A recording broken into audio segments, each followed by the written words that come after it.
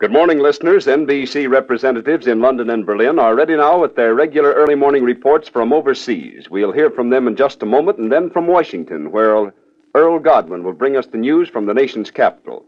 And now, we take you to London.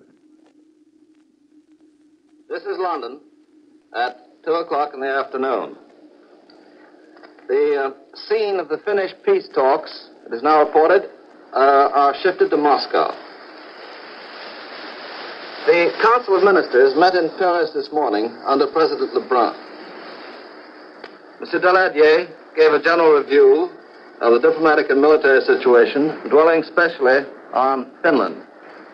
It is reported that there is a note of optimism in Paris today with regard to Finnish resistance, which France is willing to support, which was not felt there yesterday. It's reported here this morning that Moscow claims capture of more islands in the Bay of Viipuri.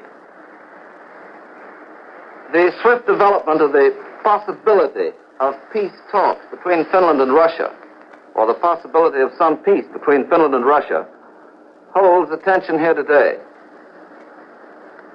From rumored reports, the proposals were likely to the official admission that they had been received was a matter of hours. Details of the Russian proposals are not available, but they are said to be stiffer than the terms which the Finns refused before Russia invaded Finland.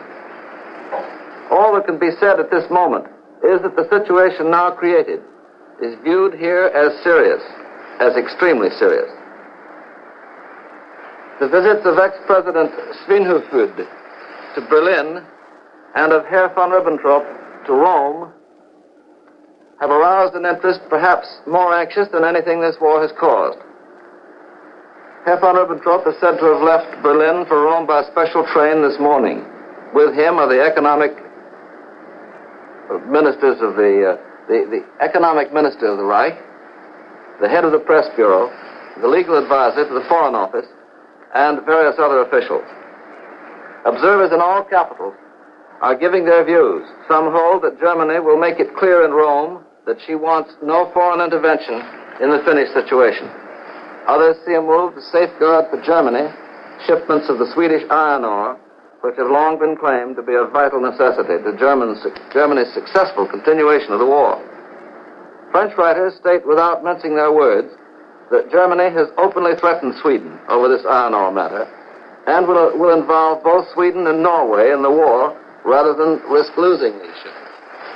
Berlin, in the meanwhile, announces that Herr von Ribbentrop's visit to Rome is a normal step in the relations between the two countries. Marshal Goering's paper is quoted as saying, however, that he has gone to discuss burning questions of world politics. Rome is credited with considering that the visit will have vast political consequences. Officials there are reported as thinking that it may produce results as fateful as Herr von Ribbentrop's visit to Moscow last summer, and this gave the Berlin-Moscow pact. In some quarters here, there is the suggestion that the German foreign minister's trip will be concerned with the Italian protest over the blockade stopping coal deliveries from Germany. Whatever the real purpose of the visit, it seems obvious to any observer that Herr von Ribbentrop would not overlook the feelings which this coal question have aroused. There is a strong feeling here, although no official announcement has yet been made, that I know of, that strong action should be taken, and taken quickly, to give Finland and her neighbors a picture of Allied intentions, so far lacking. France has stated categorically that if Finland calls for aid, France will give it. It is unlikely that she would make such a statement alone. It is safe to assume that what one of the two Allied powers does or offers to do reflects the views of both. It is no exaggeration to say that London and every other European capital is seething with tension. Now, there are observers who read into these quick developments high-pressure methods to induce the frame of mind likely to consider general peace proposals. For instance, the stopping of leave to the Italian army a few days ago. If anybody is bluffing, my guess is the bluff will be called. Just as fighting goes on in Finland now, there is nothing to indicate that there's any idea of settling this thing on terms which do not accomplish the ends already enumerated by Britain and France. I return you now to America. Back in the United States, ladies and gentlemen. In just a moment, we'll take you to Berlin. But in the meantime, here's a bulletin from the Associated Press that reads, activity on the Finnish battlefields appeared to confirm the report that we've heard that the Battle of Viipuri continues with unabated fury, with no official information on the trend of the fighting. And now for more news, we hear from our representative in Berlin. Hello, NBC. This is William C. Kirker calling from Berlin. Last night's big sensation was the announcement that the Finnish ex-president Sven Fut had arrived in Berlin. However, contrary to any circulating rumors, Sven Fut has not seen any of the German officials. Instead, he moved into the Finnish embassy here in Berlin and refused to see any representatives of the press.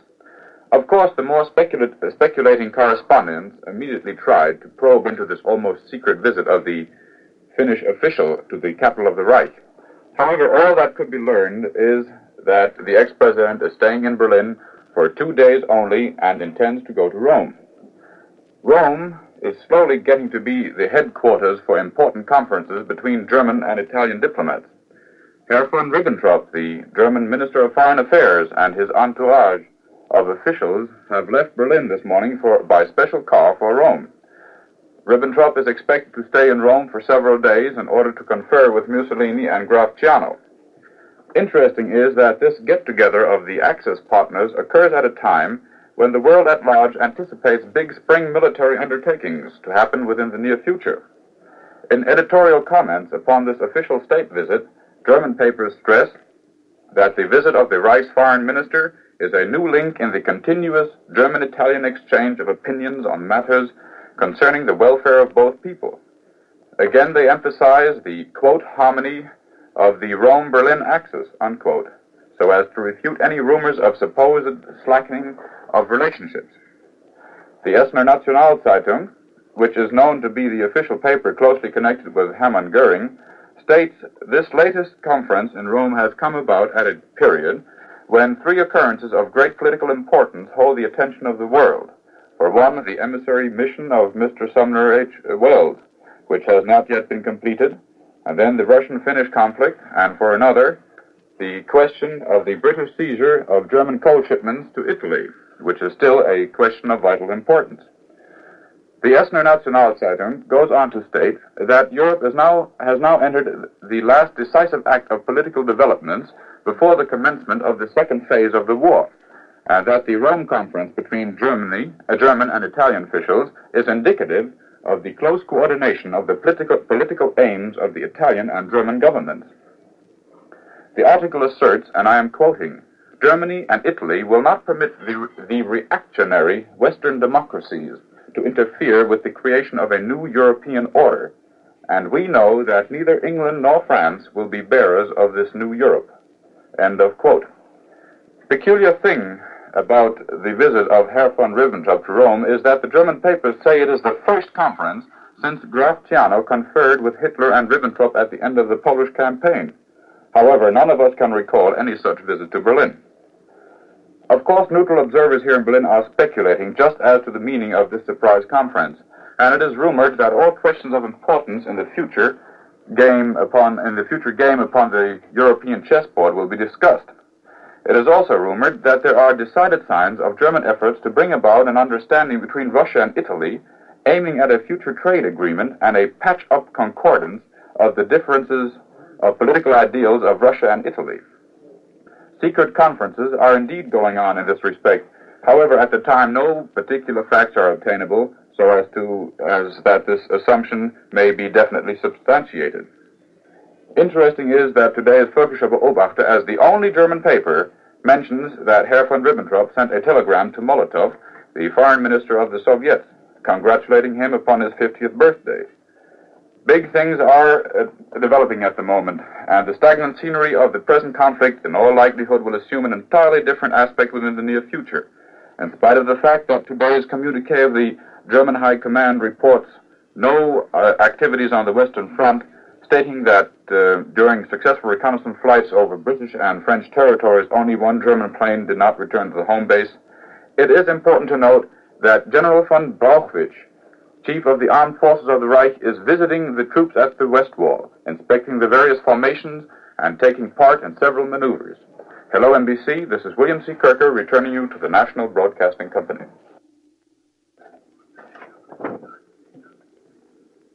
You have just heard from NBC representatives in London and Berlin. These early morning reports from Europe come to you each weekday morning at this same time. And now for the news in our nation's capital, as reported by Earl Godwin, we take you to Washington. Good morning. And here in Washington, there is no way the average observer can really tell whether or not this government is going to stick a neck out and try to intervene or even suggest anything between Russia and Finland. Officials here do not affirm or deny, but seriously, they do not close any doors on any possibilities. And that's about all you can say truthfully. Meantime, this blessed country is about to be thrown into one of the noisiest political campaigns in years, and they're making political medicine plenty right now on Capitol Hill. The Democrats, notorious for fighting among themselves, split apart in the Senate over the Hatch Act or the Pure Politics Law. Time was when the Democrats were all pure because they'd been out of power so long they just hadn't any way of being anything else but 100% white and unsullied. But today, with so much power in state and nation, it grieves many of them no end to see the Hatch Bill making it a crime for a government employee by the hundreds of thousands taking active part in political campaigns. Reason is that since Andy Jackson's day, party leaders relied on federal office holders as main cogs in party machines. But since the outburst against the use of the Army of Relief Workers in party politics, there's been an uprush of purity in Congress, especially among the Republicans. Senator Hatch's bill, in which Democratic Senator Shepherd of Texas and Republican Senator Austin of Vermont had a heavy part, keeps federal employees out of party organization work.